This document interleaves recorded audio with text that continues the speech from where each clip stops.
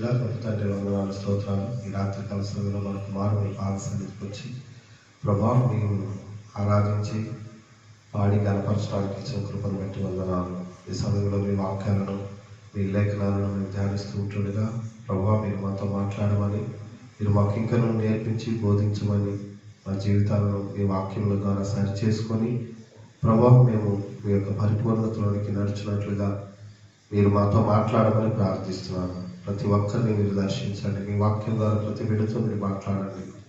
మీరు మాట్లాడుతున్న మాటలు మా హృదయాల్లో తీసుకొని వాక్యం ద్వారా మా జీవితాలను సరి చేసుకొని ప్రభువా దేవ మీ చిత్తంలో కొనసాగటానికి కృప దయచేయమని నన్ను మమ్మల్ని మీ చేతులకు అప్పగించుకుంటూ యేసు నామములో ప్రార్థించి అడిగి వేడుకుంటున్నాను పరమ తండ్రి.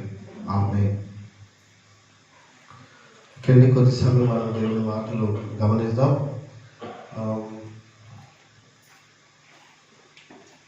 పరిశుద్ధాత్మ దేవునితో మనం నింపబడాలి, మనం నడిపించబడాలి, ఆ యొక్క ప్రవాహము మనలో కొనసాగించబడాలి అనేటటువంటి విషయాలు మనం నేర్చుకుంటూ ఉన్నాం. చాలాసార్లు దేవుని యొక్క సన్నిధి మనం అనుభవించలేకుండా, దేవుని ఆశీర్వాదాలను మనం అనుభవించకుండా మనలను ఆటంకపరిచేటటువంటి కొన్ని విషయాలు ఉంటూ ఉన్నాయి. మనకు దేవుని వాగ్దానాలు నెరవేర్చబడకుండా, దేవుని ఆశీర్వాదాలు రాకుండా, దేవుని యొక్క పరిశుద్ధాత్మ సన్నిధిని మనము అనుభవించకుండా, దేవుని సన్నిధిని, ఆనందాన్ని, సమాధానాలు పొందుకోలేకుండా, దేవుడు మనకిచ్చిన ఆశీర్వాదాలకు ఆటంకాలు, అడ్డుబండలు అనేటటువంటి విషయాలు ఉంటూ ఉన్నాయి. ఆ విషయాలను మనం తొలగించుకున్నప్పుడు దేవుని యొక్క సన్నిధిని మనం నేరుగా అనుభవించటము, మన జీవితాల్లోనికి దేవుడు ఇచ్చినటువంటి ఆశీర్వాదాలను మనం పొందుకోవటం అనేటటువంటిది జరుగుతుంది. ఈ రాత్రికాల సమయంలో దేవుని వాక్యంలో నుండి మనలను దేవుని ఆశీర్వాదాలు అనుభవించకుండా ఆటంకపరిచేటటువంటి ఆటంకాలను మనము వాక్యంలో నుండి కొన్ని విషయాలను మనం నేర్చుకుందాం. ఒకనొక సమయంలో ఒక గృహంలో ఇంటి పైన మంచి వాటర్ ట్యాంక్ ఉంటా ఉంది. వాటర్ ట్యాంక్ నిండా కూడా సమృద్ధిగా నీళ్లు ఉన్నాయి. కింద ట్యాప్స్ లోకి మాత్రం ఓపెన్ చేస్తే నీళ్లు రావట్లేదు. పైకి వెళ్ళి చూశారు, ఏంటి వాటర్ రావట్లేదు, మోటార్ పని చేస్తలేదంటే మోటార్ చక్కగా పనిచేస్తుంది, నీళ్లు ప్రవహిస్తున్నట్టే ప్రవహిస్తున్నాయి. పైన మరి వెళ్ళి మరి వాటర్లోకి ఏమన్నా ట్యాంక్ లో వాటర్ లేవా అని చెప్పేసి వెళ్ళి చూస్తే పైన అంతా కూడా వాటర్ నింపబడి ఉన్నాయి. కానీ కిందికి వచ్చేసి ట్యాప్స్ ఓపెన్ చేస్తూ ఉంటే నీళ్లు రావట్లేదు. ఏంటి అని చెప్పేసి ప్లంబర్ని పిలిపించినప్పుడు అతను వచ్చి తన దగ్గర ఉన్నటువంటి ఆ యొక్క శుద్ధితోటి, ఆయుధాలతోటి ఆ పైప్ లైన్స్ అంతటిని కూడా చెక్ చేసుకుంటూ టక్ టక్ టక్ టక్ కొట్టుకుంటూ ఆయన చూస్తూ ఉంటుండగా ఒక దగ్గర దానికి కొంత దూరం ఆ సౌండ్ వేరేగా వస్తూ ఉంది. అక్కడ ఏదో చిక్కుకొని పోయినట్లుగా, అక్కడ ఏదో అడ్డుగా ఉన్నట్లుగా తనకు అర్థమైపోయింది. వాళ్ళు అదే పని చేస్తారు కాబట్టి వాళ్ళకి తెలిసిపోయింది. అక్కడ ఇక్కడ ఉన్నటువంటి జాయింట్స్ అంతటిని కూడా ఓపెన్ చేసి ఆ పైపు బయటికి తీసి ఆ పైపుని చూసినప్పుడు అదంతా కూడా ఆ లోపల ఏదో అడ్డుపడ్డట్టుగా ఉందంట. ఆ తర్వాత దానిలోనికి, ఆ యొక్క పైపులోనికి ఒక ఇనుప రాడ్ తోటి, ఇనుప సువ్వతోటి దాన్ని లోపలికి పెట్టేసి దాన్ని బాగా ప్రెస్ చేసేసి ఆ లోపల ఏదైతే అడ్డుగా ఉందో దాన్ని అది గట్టిగా పేరుకుపోయి గట్టిగా అడ్డుగా ఉంటుంది. అది దాని అంతటి కూడా చాలా ప్రెజర్ తోటి, బలంతో దాని అంతటి కూడా చాలా కొట్టినప్పుడు అదంతా కూడా లోపల నుంచి బాగా ఇంత పెద్ద చెత్త బయటకు వచ్చేసిందట. ఆ తర్వాత మళ్ళీ జాయింట్ చేసేసి ఆ పైప్ అంతటిని కూడా కనెక్షన్ ఇచ్చేసి అప్పుడు ట్యాప్స్ ఓపెన్ చేయండి అని చెప్తే, ట్యాప్ ఓపెన్ చెప్తే ఎంతో ప్రెషర్ తోటి నీళ్లు బయటకు వచ్చేసినాయంట. చాలాసార్లు మన జీవితంలో కూడా దేవుడు మనల్ని సమృద్ధిగా ఆశీర్వదించగలడు. ఆమేన్. యేసుక్రీస్తు వారు అంటున్నారు, యోహాను సువార్త 10వ అధ్యాయం 10వ వచనంలో, నేను జీవాన్ని ఇవ్వటానికి వచ్చాను, అది సమృద్ధిగా ఇవ్వటానికి వచ్చినాను. ఆమేన్. మన దేవుడు మనలను సమృద్ధిగా ఆశీర్వదించేటటువంటి దేవుడు. మన దేవుడు మనకు సమృద్ధి అయినటువంటి జీవాన్ని ఇవ్వటానికి వచ్చినటువంటి దేవుడు. ఆశీర్వాదము అనగానే చాలా సార్లు మనం మెటీరియల్ బ్లెస్సింగ్స్ అనుకుంటాం. అవి మాత్రమే కాదు, దేవుని యొక్క సమాధానం కలిగి ఉండటం అనేటటువంటిది ఆశీర్వాదం. ఆమె మనం మంచి డబ్బు కలిగి ఉండొచ్చేమో, కానీ కుటుంబంలో సమాధానము, అంతరంగంలో సమాధానం అనేటటువంటిది లేకపోతే ఆ సమాధానాన్ని మనం డబ్బుతోటి ఎక్కడ కూడా మనం కొనుక్కోలేము. దేవుడు మాత్రమే నీ హృదయంలోనికి ఆ సమాధానాన్ని ఇవ్వగలిగినటువంటి దేవుడు. అదేవిధంగా నీ దగ్గర ఉన్నటువంటి డబ్బుతోటి నువ్వు మంచి పరుపు కొనుక్కోగలమేమో కానీ సుఖమైనటువంటి నిద్ర మాత్రం దేవుడు మాత్రమే ఇచ్చేటటువంటి వారు. ఆమె నువ్వు పక్క మీద పడుకుంటావు, ఎన్నో ఆలోచనలతోటి, ఒత్తిడితోటి, ఆ యొక్క భారములతో, ప్రయాసంతో నువ్వు ఉంటావు, కానీ నీకు శాంతి లేకుండా, నెమ్మది లేకపోవటాన్ని బట్టి నిద్ర లేనటువంటి పరిస్థితుల్లో నువ్వు పడకపోయినా పడుకుంటావు, ఒళ్ళాడుతుంటావు, కానీ నీకు నిద్ర రాదు. దేవుని వాక్యం అంటుంది, వాగ్దానం ఏంటి అంటే తన ప్రియులకు దేవుడు సుఖమైనటువంటి నిద్రను అనుగ్రహించేటటువంటి వారై ఉంటున్నారు. అయితే డబ్బుతోటి మనం నిద్రను కొనుక్కోలేము. టాబ్లెట్లతో తెచ్చుకొని కొంతమంది నిద్ర మాత్రలు వేసుకుంటారు, కానీ అది దేవుని బిడ్డలకు సరైనటువంటి విషయం కాదు. అది నిజంగా మనము సుఖముగా, ఆ సంతోషంగా, న్యాచురల్ గా నిద్రపోయేటటువంటి పరిస్థితి కాదు. అది కూడా ఒక జబ్బే. అట్లా టాబ్లెట్లు వేసుకుని ఎవరైనా నిద్రపోతా ఉన్నారు అని అంటే అది ఘోరమైనటువంటి పరిస్థితి. నువ్వు టాబ్లెట్లు వేసుకుంటేనే తప్ప, లేకుంటే నీకు నిద్ర రాదు. అది చాలా సమస్యలు కూడా ఆ తదుపరి అది దారి తీయటం అనేటటువంటి జరుగుతుంది. ఈ విధంగా మనం చూస్తూ ఉన్నప్పుడు మన జీవితాల్లో డబ్బుతో కొనలేనటువంటి అనేకమైనటువంటి విషయాలను దేవుని ఆశీర్వాదాల ద్వారా మనం అనుభవించగలం. ఆమె దైవికమైనటువంటి ఆనందం అనేటటువంటిది. నీకు అంత వస్తువులు, అంత బాహ్యపరమైనటువంటి మెటీరియల్స్ ఏదో లేకపోతుండొచ్చు, కానీ నేను క్రీస్తుని కలిగి ఉన్నాననేటటువంటి గొప్ప ఆనందాన్ని నీవు కలిగి ఉండటం అనేటటువంటి జరుగుతుంది. వాటితో పాటుగా మనకు కావలసినటువంటి ఆ ఆహారము, వస్త్రములు అనేటటువంటివి, కావలసినటువంటి ఆ యొక్క ఐశ్వర్యము సమస్తము కూడా దేవుడు ఇచ్చేటటువంటి వారు ఆశీర్వాదం ద్వారా ఇవన్నీ కూడా మనం పొందుకోవడం జరుగుతుంది.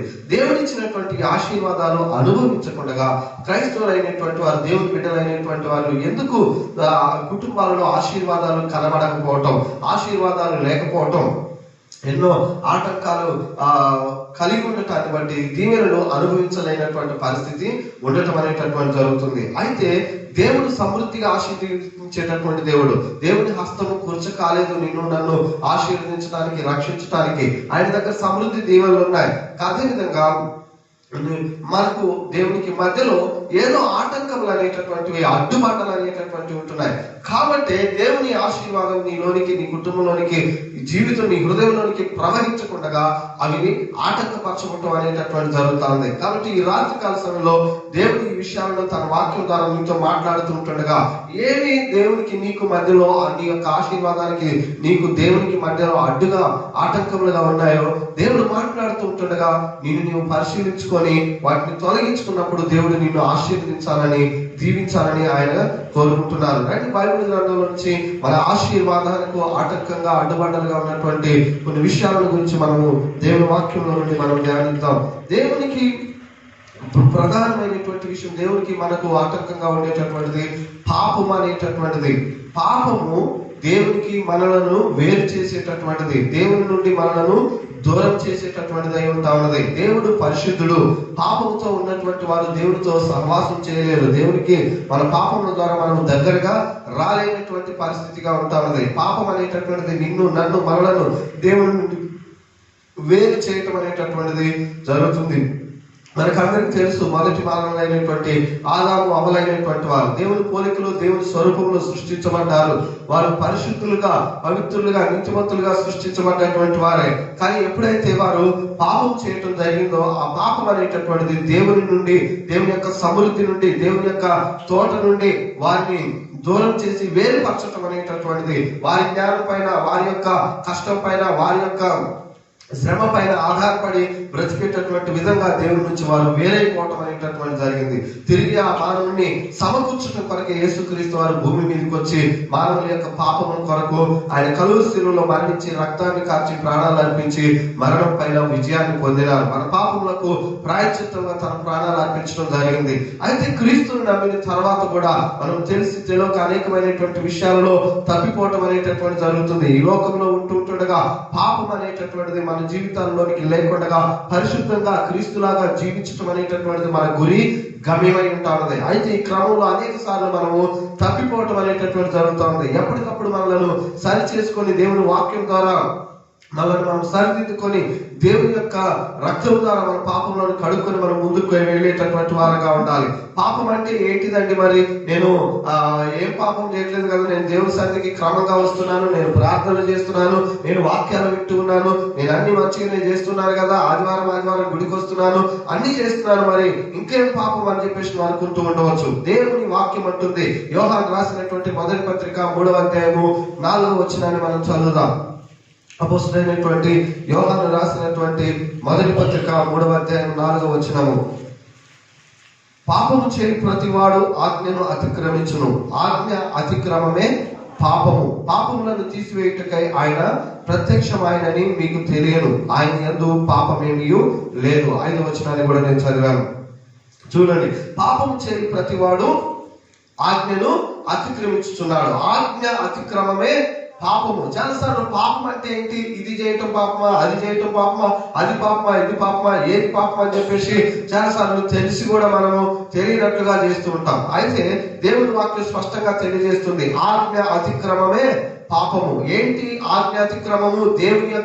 దేవుడు మనకి ఏదైతే ఆదేశించారో, దేవుడు మనకి ఏదైతే ఆజ్ఞలు ఇచ్చినారో, దేవుని ఆజ్ఞలన్నింటినీ కూడా మనము అనుకరించవలసినటువంటి వారమై ఉంటున్నాం. దేవుని వాక్యానికి వ్యతిరేకంగా మనం చేసేటటువంటి ప్రతిదీ కూడా పాపమేనండి. దేవుని యొక్క పరిశుద్ధాత్మ నడిపింపునకు మనం చేసి వ్యతిరేకంగా తీసుకునే ప్రతి నిర్ణయాలు, చేసేటటువంటి ప్రతి కార్యాలు కూడా అది పాపముగా పరిగణించబడటం అనేటటువంటి జరుగుతూ ఉన్నది.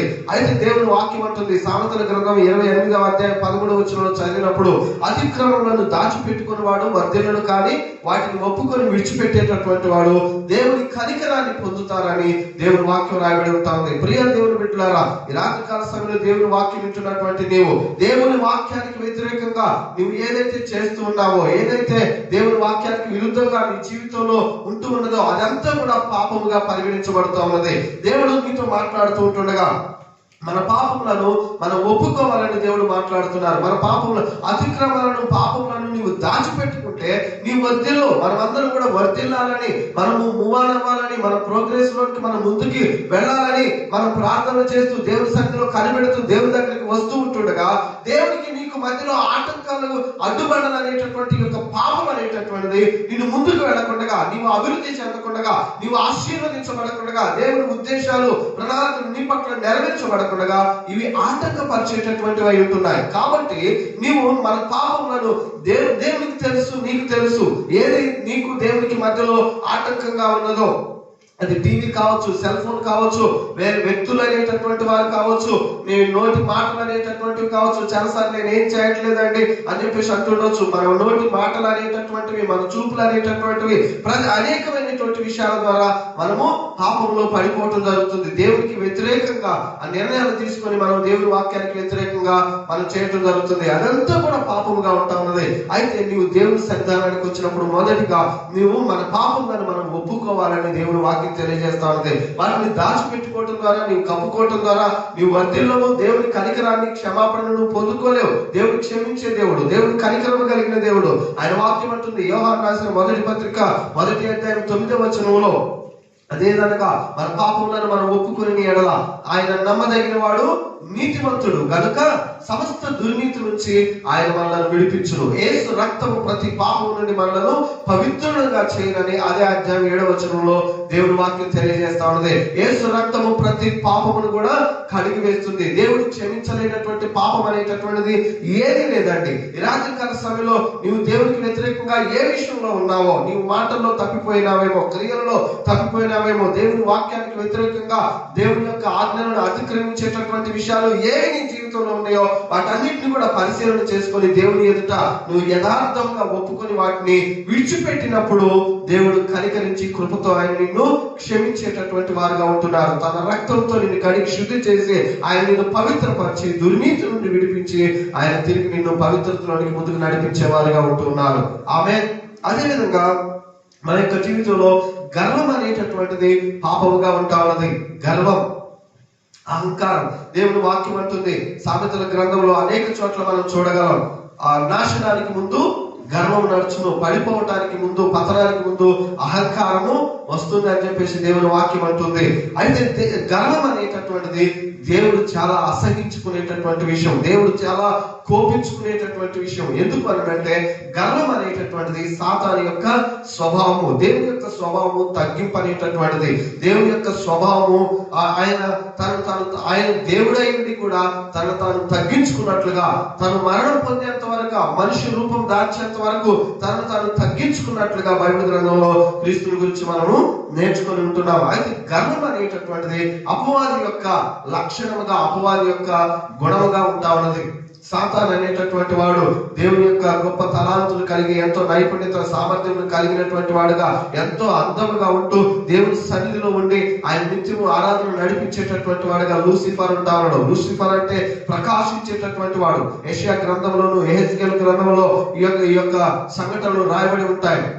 అయితే దేవుని సన్నిధిలో ఉండి ఇవన్నిటిని బట్టి, దేవుడు ఇచ్చినటువంటి వాటిని బట్టి దేవునికి కృతజ్ఞతలు చెల్లించి తగ్గింపు జీవితాన్ని కలిగి దేవుని ఎదుట ఆయన కృతజ్ఞత భావంతో లేకుండా దేవుని ఎదుట తను తాను హెచ్చించుకోవటం కొరకు అతిశయించడం అనేటటువంటిది ప్రారంభిస్తా ఉన్నాడు. వీరికి ఎవరికి లేవు ఇలాంటి తలాంతులు, నాకు ఒక్కడికే ఉన్నాయి, నేను చూడు ఎంత గొప్పగా ఉన్నాను, నేను ఇట్లా అంటే కొన్ని వేల సంగీతాలు వస్తూ ఉన్నాయి, నాలో ఉన్న టాలెంట్స్ ఇంకెవరికి లేవు, నేను చూడు ఎంత సౌందర్యంగా ఉన్నాను అని చెప్పేసి తను తాను గర్వించుకుంటూ అతిశయిస్తూ అహంకారంతో అహంభావంతో ఉంటూ దేవుని స్థానాన్ని కోరుకునేటటువంటి వ్యక్తిగా ఉన్నప్పుడు దేవుడు అక్కడ నుండి పడద్రోయటం అనేటటువంటి జరిగింది. సాతాను అంటే అవిధేయుడిగా మారిపోయిండు. ప్రియ దేవుని బిడ్డలారా, ఇది అదే విధమైనటువంటి లక్షణంతో అపవాది దేవుని బిడ్డలైనటువంటి వారిని కూడా గర్వం అనేటటువంటి దానితో వారి యొక్క జీవితాలలో దేవుని ఆశీర్వాదాలు అనుభవించకుండా దేవునికి వ్యతిరేకంగా లేచి వారిని ప్రేరేపించడం అనేటటువంటి జరుగుతూ ఉన్నది. గమనించండి, దేవుని వాక్యాలను మనం చదువుతున్నప్పుడు యాకోబు పత్రిక 4వ అధ్యాయము 6వ వచనాన్ని మనం చూద్దాం. యాకోబు రాసినటువంటి పత్రిక 4వ అధ్యాయము 6వ వచనము. దేవుడు అహంకారాలను ఎదిరించి దీనులకు కృపను అనుగ్రహించునని లేఖనములు చెప్పుచున్నవి. చూడండి ప్రియమైనటువంటి వాళ్ళారా, దేవుడు అహంకారాలు ఏం చేస్తున్నారంట? ఎదురిస్తున్నారంట. గర్వము, అహంకారం అనేటటువంటిది మనుషులకు వ్యతిరేకంగా ఉండేటటువంటిది కాదు, కానీ ఇక్కడ దేవునికే వ్యతిరేకంగా లేచుతా ఉన్నాము. దేవునికి వ్యతిరేకంగా లేచిన తర్వాత దేవునితో పోరాడి గెలిచేటటువంటి వారు ఎవరండి? దేవుడు నీకు ఇచ్చినటువంటి విద్య కావచ్చు, దేవుడు నీకు ఇచ్చినటువంటి డబ్బు విషయంలో కావచ్చు, దేవుడు నీకు ఇచ్చినటువంటి మంచి కుటుంబ జీవితాన్ని బట్టి కావచ్చు, దేవుడు నీకు ఇచ్చినటువంటి ఆ యొక్క అనుకూలతలు వస్తువులను బట్టి కావచ్చు, మనం దేని విషయాలను బట్టి గర్వించేటటువంటి వారంగా ఉండకూడదు. ఈ లోకంలోనికి మనం ఏమి చేయలేము, ఏమి తీసుకువెళ్ళాం. దేవుడు ఇచ్చినటువంటి వాటిని ఈ లోకంలో మనం అనుభవిస్తూ ఉన్నాం. దేవుడు పిలిచినప్పుడు మనం వెళ్ళవలసినటువంటి వారంగా ఉంటున్నాం. కాబట్టి సుఖంగా అనుభవించడానికి మనకి ఇచ్చినటువంటి దేవుడికి మనము ఎల్లప్పుడూ కృతజ్ఞతలు చెల్లించేటటువంటి వారంగా మనం ఉండాలి. గర్వం అనేటటువంటిది మన జీవితంలో ఉండటానికి వీల్లేదు. చాలా సార్లు విశ్వాసుల జీవితాలలో గర్వం అనేటటువంటిది ఎక్కడుంటుందంటే ఆధ్యాత్మిక విషయాల్లో నేను చక్కగా పాటలు పాడగలను, వాళ్ళకంటే నేను మంచిగా పాటలు పాడగలుగుతా, నేను వారికంటే మంచిగా పొడుగ్గా ప్రార్థన చేయగలుగుతా, వాళ్ళని 2 ముక్కలు ప్రార్థన చేసి ముగించేస్తాను, వాళ్ళకి ఎక్కువసేపు ప్రార్థన చేయటం రాదు, నేను ప్రార్థన చేస్తే మొత్తం తెల్లవారి దాకా చేయగలుగుతా, అంత టాలెంట్ ఉంది నాకు అని చెప్పేసి ప్రార్థనను బట్టి, పాడే పాటలను బట్టి నేను మంచిగా ఇన్స్ట్రుమెంట్స్ వాయించగలుగుతా, నేను అన్ని ప్లే చేస్తా, ఎవరికి ఏమి రాదు నేనే అని చెప్పేసి అవన్నీ ఎవరిచ్చారండి? నీకు దేవుడు ఇచ్చిన కృప అది.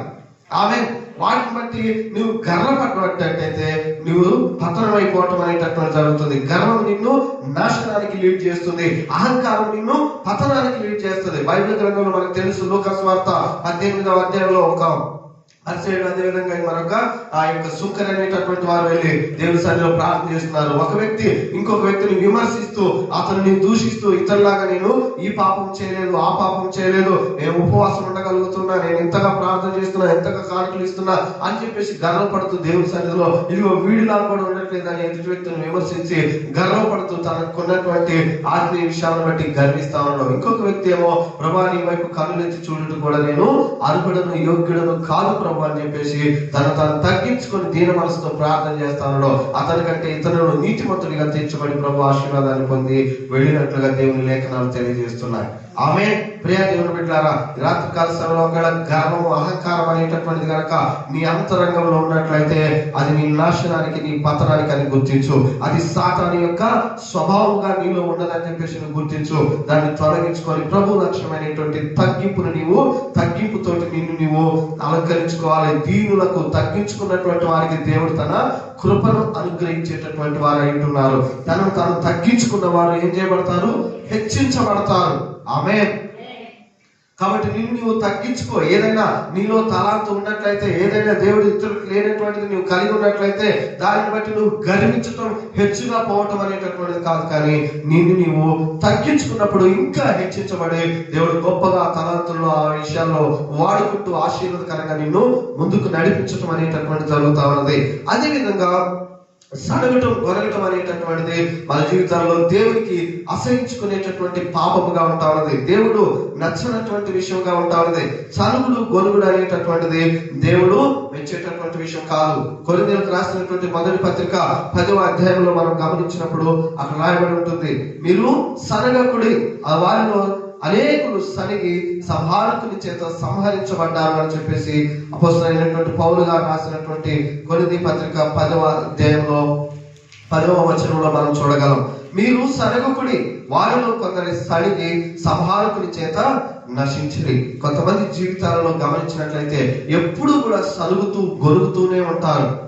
దేవుడు వారికి ఇచ్చి లేనటువంటి దాన్ని బట్టి నాకు అది లేదు, నాకు ఇది లేదు అని చెప్పేసి ఉన్న వాటిని ఎప్పుడు కొనగటం అనేటటువంటిది, సనగటం అనేటటువంటిది మన జీవితాల్లోకి వస్తుందంటే దేవుడు నీకు ఇచ్చినటువంటి దానిని బట్టి నువ్వు సంతోషంగా లేనప్పుడు, నీకు ఇచ్చిన భర్తను బట్టి, నీకు ఇచ్చినటువంటి భార్యను బట్టి, నీకున్నటువంటి పిల్లలను బట్టి, నీవు కలిగి ఉన్నటువంటి వస్తు వాహనాలను బట్టి, నీవు కలిగి ఉన్నటువంటి ఆశీర్వాదాలను బట్టి, ఇవన్నీ కూడా మేము అర్హులం, యోగ్యులం కాదు, కానీ దేవుడు నాకు ఇటువంటి మంచి శ్రేష్టమైనటువంటి విషయాలను అనుగ్రహించినారని వాటిని బట్టి దేవునికి నువ్వు కృతజ్ఞత చెల్లించేటటువంటి వైఖరి లేనటువంటి వారు సరిగేటటువంటి వారుగా, గొలిగేటటువంటి వారుగా ఉంటారండి.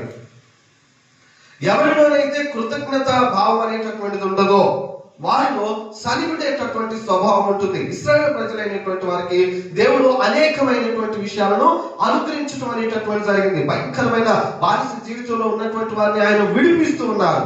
ఆమేన్. దేవుడు మనలను కూడా చీకటిలో నుంచి ఆయన వెలుగులోనికి నడిపించారు. అంధకార అపవాది రాజ్యంలో నుంచి విడిపించి తన ప్రియకుమారుడైన క్రీస్తు రాజ్యవాసునిగా ఆయన మనలను చేయటం అనేటటువంటి జరిగింది. అయితే దేవుడు ఇచ్చినటువంటి స్వాస్థ్యం బట్టి, దేవుడు మనకు అనుగ్రహించిన ఆ యొక్క ఆత్మీయ ఆశీర్వాదాలను బట్టి మనము కృతజ్ఞత కలిగినటువంటి వైఖరి కలిగి ఉండాలి.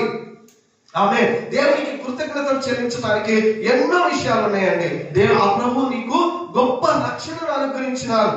ఆమె ఇంత గొప్ప రక్షణ అని రాయబడి ఉన్నది బైబిల్ గ్రంథంలో. మనము వెనకెట్టలేనటువంటిది, మనము డబ్బు వెల ఇచ్చి కొనలేనటువంటిది తన కృప చేత ప్రభు మనకు రక్షణ అనుగ్రహించినారు. మనకు ఆయుష్ని ఇచ్చినారు ప్రభు, మంచి ఆరోగ్యాన్ని దేవుడు నీకు ఇచ్చినారు. దేవుడు నీకు చక్కని కుటుంబాన్ని నీకు అనుగ్రహించినారు. దేవుడు నీకు చక్కని అవయవాలను అనుగ్రహించినారు. అయితే నీకున్నటువంటి ఎన్నో విషయాలను బట్టి ప్రభుకి నీవు కృతజ్ఞతలు చెల్లించవచ్చు. కానీ చాలా సార్లు ఉన్నటువంటి వాటిని బట్టి కృతజ్ఞతలు చెల్లించకుండా లేని వాటిని బట్టి గొడుగుతూ, సరుగుతూ మనము ఇతరులను నిందిస్తూ, దూషిస్తూ జీవిస్తూ ఉంటాం. ఎదుటివారు ఏదైనా చిన్న తప్పు, ఏదైనా లోపం అనేటటువంటి చేసినట్లయితే ఎంతో వారి మీద విసుక్కుంటూ, గొడుక్కుంటూ, వారిని ఎంతో అసభ్యకరంగా మాట్లాడుతూ, నిందిస్తూ, అవమానపరుస్తూ, వారిని ఎంతగానో హీనపరిచేటటువంటి వారుగా మనం ఉంటూ ఉంటాం. ఇది దేవుని యొక్క గుణ లక్షణం అనేటటువంటిది కానే కాదండి. ఆమె ఇశ్రాయేలు ప్రజలు సరికి వారు ఏం చేయబడ్డారు? సంహరించబడ్డారు. దేవుడు వారికి ఉదయాన్నే చక్కగా మన్నాను ఇస్తా ఉండేను. వారి కాలు వాయటం లేదంట, వస్త్రాలు పాదగిరట్లేదు. ప్రభు మేఘ స్తంభముగా పగలుంటూ ఉన్నారు, రాత్రి ఆయన అగ్ని స్తంభముగా ఉండి వారిని అరణ్యంలో వారిని నడిపిస్తూ ఉన్నారు 40 సంవత్సరాల కాలం. కానీ ప్రతి దినము వారికి ఉన్నటువంటి దానిని బట్టి, దేవుడు ఇచ్చినటువంటి దానిని బట్టి సంతోషిస్తూ, దేవునికి కృతజ్ఞతలు చెల్లిస్తూ, దేవుడిలో ఆనందించే వైఖరి లేకుండా సనుగుతూ ఉండటాన్ని బట్టి, వారి సనుగులను బట్టి దేవుడు వారిని ఖతం చేయటం జరిగింది.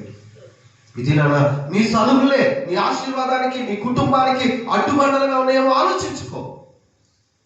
నాదేం కుటుంబం, నాదేం జీవితం, నాకేమిచ్చిండు, నాకేముంది, ఎప్పుడు కూడా ఈ విధంగా సరిగేటటువంటి ఎన్ని ఉన్నాయో ఒకసారి కౌంట్ యువర్ బ్లెస్సింగ్స్. నీ యొక్క ఆశీర్వాదాలని, దేవుడిచ్చిన దీవెనల్ని లెక్క పెట్టుకో, ఎన్ని ఉన్నాయో. ఆమేన్. దావీదు జీవితంలో అంతగా అభివృద్ధి చెందటానికి, అంతగా వర్ధిల్లటానికి ఆయన కలిగి ఉన్నటువంటి లక్షణం ఏంటంటే స్తుతించి కృతజ్ఞతలు చెల్లించేటటువంటి వైఖరిని ఆయన కలిగి ఉండడం. ఆమె ఏమి లేనటువంటి ఒక గొర్రెలు కాసుకునేటటువంటి గొర్రెల కాపరి, కానీ ప్రభు తీసుకొచ్చేసి తన యొక్క ఇజ్రాయేల్ ప్రజల పైన గొప్ప రాజుగా చేసినారండి. ఆమె ఎంతగానో ఆయన ఆశీర్వదించడం జరిగింది.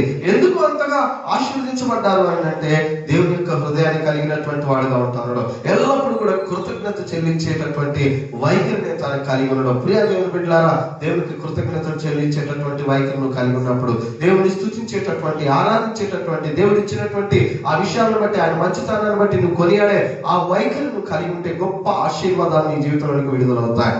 ఆమె మనకు ఉన్నదాన్ని బట్టి దేవుడికి మన కృతజ్ఞతలు చెల్లించాలి. లేని దాని వరకు మనం విశ్వాసంతో దేవుడిని అడగాలి. అంతేగాని సరిగి కొనిగేటటువంటి వైఖరి అనేటటువంటిది దేవుని ఆశీర్వాదాలు నీ జీవితంలో అనుభవించకుండా గొప్ప అడ్డుబండలుగా, ఆటంకాలుగా ఉండేటటువంటివిగా ఉంటూ ఉన్నాయి.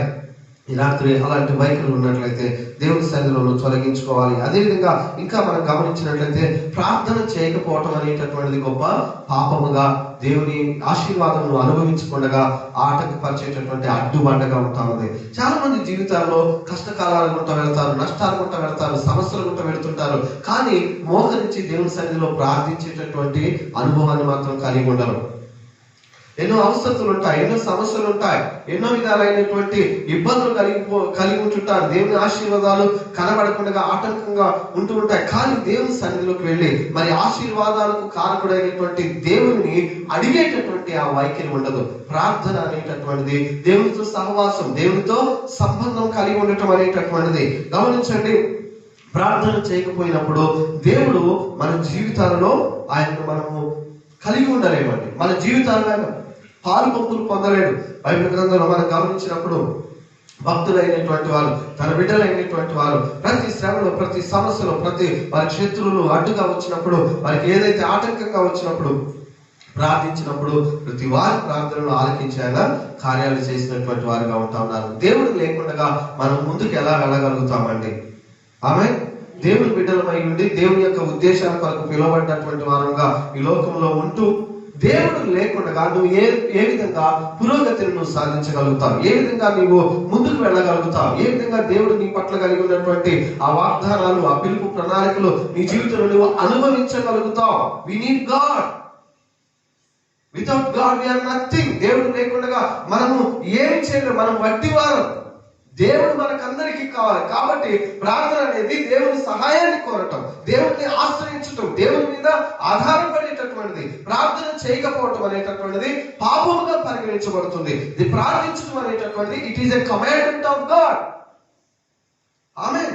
ఇది క్రైస్తవులు చేసే ఒక మతపరమైనటువంటి కార్యక్రమం కాదండి, దేవుని యొక్క ఆజ్ఞ. లూకా సువార్త 18వ అధ్యాయం 1వ వచనంలో చూడగలం. వారు విసుకక నిత్యము ప్రార్థన చేయించు ఉండవలననిటకు ఆయన ఈ ఉపమానాన్ని చెప్పినారు. ఎందుకు అక్కడ వారు ఆయన ఒక ఉపమానాన్ని తెలియజేస్తున్నారు? ఒక విధవరాలు ఉన్నది, అన్యాయస్తులు ఉంటారు, తనకు న్యాయం చేయట్లేదు, కాబట్టి మాటికి వెళ్ళి అడగటాన్ని బట్టి తను మార్పు చెంది ఆయన ఆమెకు సహాయం చేయడం జరిగిందని చెప్తాడు. అయితే విసుకక నిత్యము ప్రార్థన చేయాలి తన బిడ్డలైన వారు. ఆమె బైబిల్ గ్రంథంలో వాక్యం అంటుంది, ఎఫెసీ పత్రిక 5వ అధ్యాయం 17వ వచనంలో ఎడతెగక ప్రార్థన చేయండి. రోమ పత్రిక 8వ అధ్యాయంలో మనం చూడగలం, 12వ అధ్యాయంలో మనం చూడగలం, పట్టుదల కలిగి ఆసక్తితో ప్రార్థన చేయండి.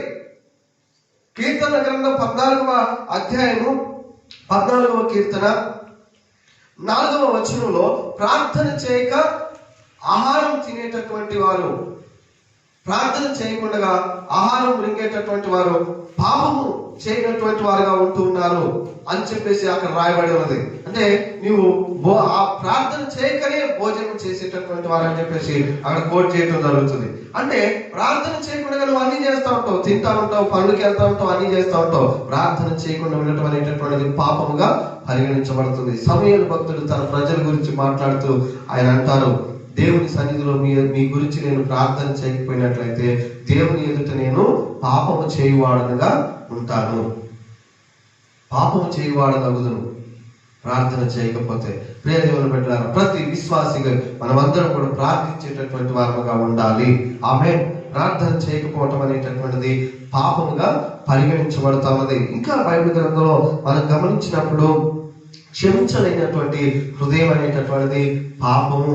ఆమె చాలాసార్లు మనం దేవుని దగ్గరికి వస్తాం, చాలాసార్లు ప్రార్థనలు చేస్తూ ఉంటాము, నీ ఎన్నో విషయాల కొరకు, ఆశీర్వాదాల కొరకు, కానీ క్షమించలేనటువంటి హృదయంతో మనం ఉంటాము. మత్తయి సువార్త 6:14 యేసుక్రీస్తు వారు ప్రభువు యొక్క ప్రార్థన, పరలోకపు ప్రార్థన మనకు నేర్పిస్తూ, మేము ఇతరుల పట్ల చేసినటువంటి వారి యొక్క పాపములను క్షమించినట్లుగా మా పాపములను మీరు క్షమించండి. నువ్వు ఏ విధంగా క్షమిస్తావో నీ పాపాలు ఆ విధంగా క్షమించబడతాయి అని చెప్పేసి అక్కడ మనం తెలుసుకుంటున్నాం. కొలస్సీ పత్రికలంతట్లో కూడా, ప్రతి పత్రికలో కూడా పౌలు గారు, అపోస్తలులైనటువంటి వారు రాసినటువంటి లేఖనాలలో మాట్లాడటం జరుగుతుంది. చదవండి, కొలస్సీలకు రాసినటువంటి పత్రిక ఒకసారి చూద్దాం. కొలస్సీలకు రాసినటువంటి పత్రిక 3వ అధ్యాయము 11వ వచనాన్ని నేను చదువుతున్నాను, గమనిద్దాం. అపోస్తలుడైనటువంటి పౌలు గారు కొలస్సీ సంఘానికి రాసినటువంటి పత్రిక 3వ అధ్యాయము 11వ వచనాన్ని నేను చదువుతున్నాను, గమనిద్దాం. ఎవడైనా తనకు హాని చేసినని ఒకడు అనుకుని ఎడల ఒకరినొకడు సహించుచు ఒకరినొకడు క్షమించుడి, ప్రభువు మిమ్మల్ని క్షమించినలాగా మీరును క్షమించుడి. ఆమేన్. ఎలాగో క్షమించాలంటే ప్రభువు మనలను క్షమించినలాగా మనము కూడా ఎదుటి వారిని క్షమించాలి. ఎవడైనా నీకు హాని చేసినట్లయితే, పాస్టర్ గారు మీకు తెలియదండి, వారు నన్ను ఎంతగా గాయపరిచారో, వారు నాకు ఎంత వేదన కలిగించారో, నా కన్నీళ్లకు కారణమయ్యారు, వారు నా నష్టాలకు కష్టాలకు వారు కారకులైనారు. అయితే ఏంటి, దేవుడు నిన్ను క్షమించినట్లుగా నీవు ఆ వ్యక్తులను క్షమించాలి. దేవుడు నిన్ను ఎలాగో క్షమించిండండి. రోమపత్రికలో మనం 5వ అధ్యాయంలో చూస్తే అక్కడ రాయబడి ఉంటుంది, దేవుడు మనము ఇంకనూ పాపులమై ఉండగా ఆయన మనలను క్షమించినారు. ఆయన మనము బలహీనమై ఉండగా, భక్తిహీనమై ఉండగా, మనము శత్రువులమై ఉండగా ప్రభు మనల్ని క్షమించి మన కొరకు ఆయన ప్రాణం పెట్టడం, రక్తాన్ని కాల్చడం అనేటటువంటి జరిగింది. నీతిమంతుల కొరకు ఒకడు ప్రాణం పెట్టుటారదు, కానీ బలహీనమైనటువంటి, భక్తిహీనమైనటువంటి, పాపులమైనటువంటి, శత్రువులమైనటువంటి నిన్ను ప్రేమించి నీ పాపముల కొరకు ఆయన కలువరి శిలువలో మరణించి నిన్ను క్షమించారు. ఆమె తన రక్తాన్ని నీ కొరకు దానం పోశారు. ప్రభు ఆయన ఇలాగ నిన్ను క్షమించుంటుండగా మీరు ఒకరినొకరు క్షమించండి. మేము క్షమించం, ఏదైతే ఏదైంది మేము క్షమించం. చాలాసార్లు మాట్లాడుతూ ఉంటాం, నీవు క్షమించకుండా దేవుని క్షమాపణ నువ్వు ఏ విధంగా స్వీకరిస్తావు? బైబిల్ గ్రంథంలో అనేకమైనటువంటి ఉపమానాలు. పేతురు వచ్చి, ప్రభు ఎన్నిసార్లు క్షమించాలా ప్రభు అంటే 70 ఏండ్ల మరల మట్టుకు క్షమించు అంటే నువ్వు చనిపోయేంత వరకు కూడా. ఒక వ్యక్తి ఒక దినమున ఎన్నిసార్లు క్షమించాలి? 7 సార్లు, అంటే పరిపూర్ణతకు సూచనగా. అంటే నీవు క్షమించాలి మరణించేంత వరకు కూడా. అంటే మాటికి క్షమించాలి అని అంటే క్షమించమనే ప్రభు చెప్తున్నారు. క్షమించుట అనేటటువంటిది it is not a option, అది నీకు ఇవ్వబడినటువంటి అవకాశం కాదు. It is a commandment of God. ఆజ్ఞ అతిక్రమమే పాపము. ఒకవేళ అది దేవుని యొక్క ఆజ్ఞ. ఎఫెసీ పత్రికలో అంటారు, నీవు సూర్యుడు అస్తమించే లోపల నీవు కోపం అనేటటువంటిది తొలగించుకోవాలి, సమాధాన పడాలి. కొందరు అయితే వారాలు, నెలలు, సంవత్సరాలు కూడా మాట్లాడుకున్నటువంటి వారు ఉంటారండి. భార్య భర్తలు కావచ్చు, కుటుంబంలో ఇతర వ్యక్తులు అయినటువంటి వారు కావచ్చు, సంఘంలో ఉన్నటువంటి వేరే వ్యక్తులు కావచ్చు, సంవత్సరాల తరబడి, నెలల తరబడి క్షమించుకోకుండా, సమాధాన పడకుండా జీవించడం అనేటటువంటి జరుగుతుంది. ఏ విధంగా దేవుని ఆశీర్వాదాన్ని నువ్వు అనుభవించగలుగుతావు? ఏ విధంగా దేవుడు నీ జీవితంలో కార్యం చేయగలుగుతాడు? మరి దేవుని దగ్గరికి వచ్చి మరలా నువ్వు ప్రార్థన చేస్తూ ఉంటావు. విననేర్పుకున్నట్లు నా చెవులు మందగిరిలేవు, రక్షింపు నేర్పుకున్నట్లుగా నా హస్తం కూడా కూర్చు కాలేదు, కానీ మీ దోషములు, మీ పాపములు మీకు నాకు అడ్డుగా ఉన్నాయని యెషయా గ్రంథంలో దేవుడు మాట్లాడుతూ ఉన్నారు. దేవుడు నిన్ను ఆశీర్వదించడానికి సిద్ధంగా ఉన్నారు. దేవుడు నిన్ను దీవించడానికి సిద్ధంగా ఉన్నారు. అయితే మరి నీవు దేవుని ఆశీర్వాదాన్ని పొందుకోవడానికి నువ్వు సిద్ధంగా ఉన్నట్లయితే దేవుడు నీకు ఇచ్చిన ఆదేశాలను నీవు నెరవేర్చాలి. ప్రతి దేవుని యొక్క వాగ్దానాలు షరతులతో కూడినటువంటివిగా ఉంటున్నాయి. ఆయన నువ్వు దేవుని సంఘానికి వచ్చి దేవునికి బలులు అర్పించక ముందు, అంటే నువ్వు పాటలు పాడి ఆరాధన చేసి ఏదో చేయక ముందు నీవు మొదటిగా వెళ్ళి నీ సహోదరుడి పైన నీకు విరోధం ఉంటే నువ్వు వెళ్ళి సమాధాన పడిరా. సమాధానం లేకుండా నువ్వు చేసేటటువంటి అర్పణలు, నీ ప్రార్థనలు, నీ బలులు అనేటటువంటివి అంగీకరించబడవని ప్రభు మనకు మత్తయి సువార్త 5వ అధ్యాయంలో చెప్పడం జరిగింది. హల్లెలూయా. ఫస్ట్ థింగ్స్ ఫస్ట్, నువ్వు మొదటి చేయవలసిన విషయాలు, నువ్వు పాటలు, ఆరాధనలు, మ్యూజిక్లు, వీటన్నిటికంటే కూడా వాటంతటిని పక్కకు పెట్టేసి, నీ ఉపవాసాలు, నీ ప్రార్థనలు పక్కకు పెట్టేసి మొదట నీవు వెళ్ళి సమాధానపడు, క్షమాపణ కలుగుండు. యెషయా గ్రంథం 58వ అధ్యాయం అంతా కూడా ఉపవాస ప్రార్థన గురించి రాయబడి ఉంటుంది. అక్కడ ఎక్కడ కూడా భోజనాన్ని గురించినటువంటి ఒక మాట కూడా రాయబడి ఉండదండి. అక్కడంతా కూడా హృదయానికి సంబంధించినటువంటి విషయాలు రాయబడి ఉంటాయి. నిజమైనటువంటి ట్రూ ఫాస్టింగ్ ఏంటనేటటువంటిది అక్కడ రాయబడి ఉంటుంది. హల్లెలూయా. చదువుకోవాలి మనం. ఒకనొక గ్రామంలో ఇద్దరు అక్క చెల్లెళ్ళు ఉన్నారంట. వారిద్దరు కూడా ప్రభుని అంగీకరించినటువంటి వారు. చిన్న వయసు నుంచి కూడా వారు క్రైస్తవ కుటుంబంలో జన్మించి క్రైస్తవులుగా సంఘాలకు వెళుతూ దేవుణ్ణి ఆరాధిస్తూ జీవించేటటువంటి బిడ్డలే. యవన కాలంలో వారు వివాహాలు అయిన తర్వాత వారికి కొన్ని ఆస్తుల విషయాల్లో కొంత గొడవలు సమస్యలు రావటం అనేటటువంటి జరిగింది. ఆ సమయంలో వారు యవన కాలంలో ఉన్నప్పుడు చాలా గొడవాడుకొని వాళ్ళు అనుకున్నారంట, ఇక నీకు నాకు సంబంధం లేదు, నువ్వు నా అక్కవే కాదు, పోవే, నువ్వు నాకు చెల్లెవే కాదు, నీతో నాకేంటని చెప్పేసి ఇద్దరు కూడా అంతగా మాట్లాడేసుకొని, ఇక నేను ఎప్పుడు కూడా నీ గడప నొక్కనంటే నేను కూడా నీ ముఖమే చూడను, వెళ్ళిపో అని చెప్పేసి ఆ విధంగా వారు మాట్లాడుకొని వారు విడిపోయినారంట. విడిపోయిన తర్వాత వారికి పిల్లలు పుట్టినారు. ఆ పిల్లలు పెరిగి పెద్దగా అవుతున్నారు. కానీ ఇద్దరు క్షమించుకోలేరు, ఒకరి దగ్గరికి ఒకరు వెళ్ళేటటువంటి వారు కాదంట. ఆ పిల్లలు పెరిగి పెద్దగా అయిపోయినారు. వాళ్ళకు కూడా పెళ్లి వయసులు వచ్చినాయి, పెళ్లిళ్ళు అయినాయి, కానీ పెళ్లిళ్ళకు కూడా వెళ్ళలేరంట. చాలా మందిని చూస్తామండి ఇటువంటి వారిని. అయితే ఒకసారి ఆ విధంగా గడిచిపోయింది. వారిద్దరు కూడా ఇక మరలా కలవలేరు. ఎవరి యొక్క పిల్లల ఫంక్షన్స్ కి వారు వెళ్ళలేదు, మరలా ఒకరినొకరు కలుసుకోలేదు, చూడలేదు.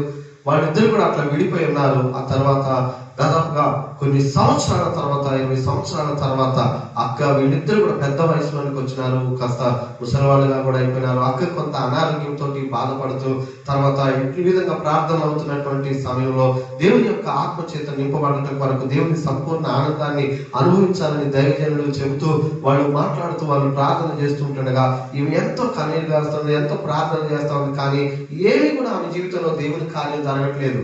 అందరూ కూడా దేవుని ఆత్మతో నింపబడుతున్నారు, వారు ఆనందిస్తున్నారు, స్వస్థతలు దేవుని కార్యాలు జరుగుతున్నాయి. కానీ తన జీవితంలో ఎటువంటి ఆశీర్వాదం అనేటటువంటిది జరగట్లేదు. ఏ విధమైనటువంటి దేవుని యొక్క తాకిడిని తను అనుభవించలేకపోతా ఉంది. అయితే 1 రోజు 2 రోజులు ఆమె ప్రార్థన చేసింది, 3 రోజులు గమనించింది, ఏం జరగట్లేదు, ఇంకా నెమ్మది లేదు, అసమాధానము, ఏ విధమైనటువంటి అనారోగ్యం నుంచి విడుదల కాగలేదు, దేవుని యొక్క పరిశుద్ధాత్మ సన్నిధిని అనుభవించలేనటువంటి పరిస్థితి. మిగతా వారందరూ కూడా ఎంతో దేవుని సన్నిధిని అనుభవిస్తూ పరిశుద్ధాత్మతో నింపబడి వారు దేవుని మహిమపరుస్తున్నారు. ఈ సహోదరి ఆ విధంగా చేయలేకపోతుంది. ఒక రోజు ఆఖరిలో ప్రార్థన అయిపోయిన తర్వాత పాస్టర్ గారి దగ్గరికి వచ్చేసి అడుగుతోంది, పాస్టర్ గారు, నేను దేవుని సన్నిధిని అనుభవించలేకపోతున్నాను, దేవుని ఆత్మతో నేను నింపబడట్లేదు, అదేవిధంగా దేవుని నిజమైన ఆనందాన్ని నేను అనుభవించలేకపోతున్నా, నా అంతరంగంలో ఏదో లోటుగా ఉన్నది, నాకు అది చాలా గాయకరంగా ఉంటా ఉంది, నా కొరకు ప్రార్థించమని చెప్పేసి అంటే పాస్టర్ గారు చేయి పెట్టి ప్రార్థన చేస్తూ ఉంటుండగా పాస్టర్ గారికి పరిశుద్ధాత్మ దేవుడు మాట్లాడుతున్నారంట. తను ఎవరినో క్షమించలేనటువంటి వ్యక్తిగా ఉంటా ఉంది. ఎవరిపైనో ద్వేషాన్ని కలిగి ఉన్నది బాగా.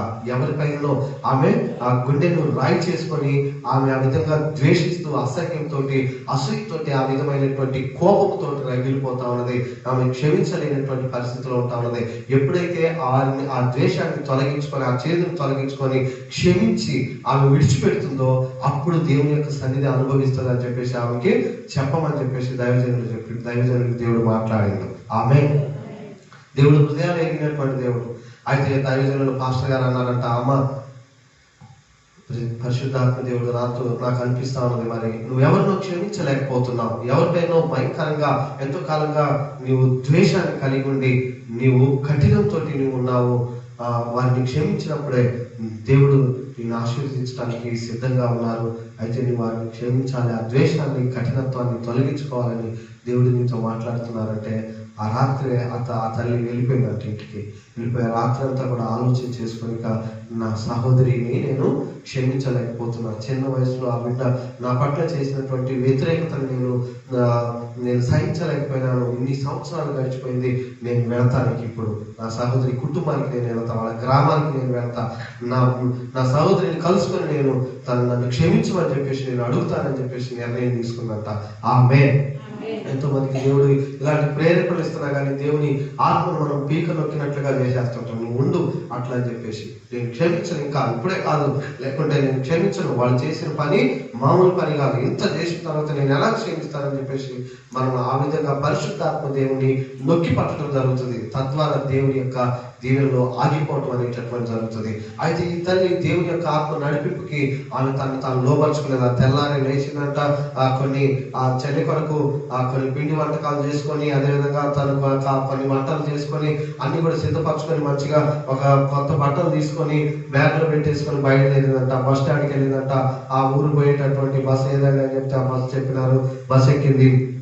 సాయంకాలం దాదాపుగా 3-4 గంటల సమయంలో ఇంటికి వెళ్ళిందంట. వెతుకుంటూ ఎప్పుడో వెళ్ళిన పెళ్ళైన కొత్తలో ఆమెను చూసినాం. ఆ తర్వాత మాకు గొడవ ఇంతవరకు పలానా వాళ్ళ ఇల్లు ఎక్కడండి, అప్పటికి అన్ని ఇల్లులు మారిపోయినాయి, రోడ్లు అయిపోయినాయి, చాలా మారిపోయిందంట. వెతుక్కుంటూ వెళ్ళింది. వెతుక్కుంటూ వెళ్ళి చూస్తే అక్కడ దూరంగా తన చెల్లంట అక్కడ ఆమె వాష్రూమ్ దగ్గర ఆమె బోన్లు కడుక్కుంటూ కూర్చుంది. గ్రామం కదా, బోన్లు కడుక్కుంటా ఉందంట. ఆమె కూడా మారిపోయింది. చాలా దూరంగా ఉండి వెళతా ఉందంట. వెళుతూ ఉన్నప్పుడు ఆ ఇల్లు పలానా వాళ్ళ ఇల్లు ఎక్కడండి అని అడిగినప్పుడు ఊర్లో అక్కడ ఉంటుందమ్మా, చివరికి ఉంటుంది, వెళ్ళమని చెప్తే ఆమె అవన్నీ తీసుకొని వెళుతూ ఉంటే ఆ సహోదరి కూడా బయట కూర్చొని చెల్లి కూడా ఆ పని చేసుకుంటూ ఒకసారి ఇట్లా చూసిందంట. రోడ్డు ఆ చివరి నుండి ఒక వ్యక్తి, కొత్త వ్యక్తి ఎవరు వస్తున్నారు.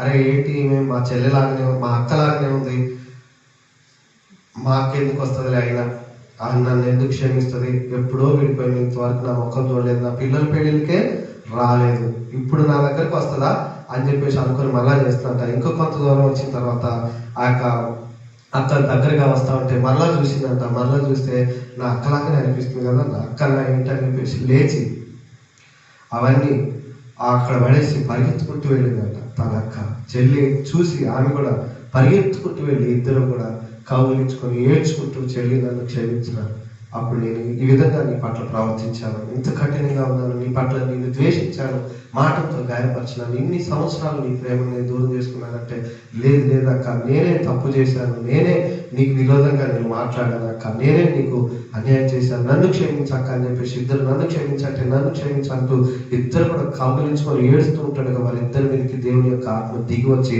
ఇద్దరు పరిశుద్ధాత్మతో నింపబడి వారి హృదయాల్లో ఉన్న అసమాధానం తొలగిపోయి దేవుని యొక్క సన్నిధిని బలంగా వారు అనుభవించగలిగారంట. హల్లెలూయా.